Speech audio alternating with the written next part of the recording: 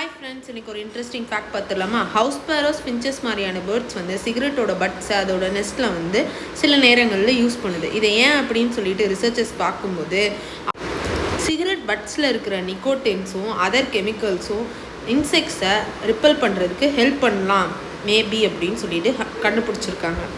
இது கம்ப்ளீட்டாக பெனிஃபிஷியலாக அப்படிங்கிறத பார்த்தோன்னா இல்லை.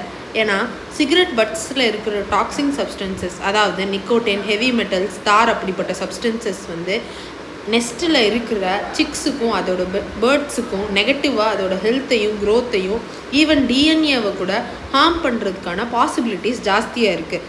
இப்போது சிகரெட் ஃபைபர்ஸுக்கு எக்ஸ்போஸ் ஆன சிக்ஸை வந்து நம்ம பார்த்தோன்னா அதில் செல்லுலார் டேமேஜ் ஜாஸ்தியாக இருக்க வாய்ப்பு இருக்குது அப்படின்னு சொல்லியிருக்காங்க.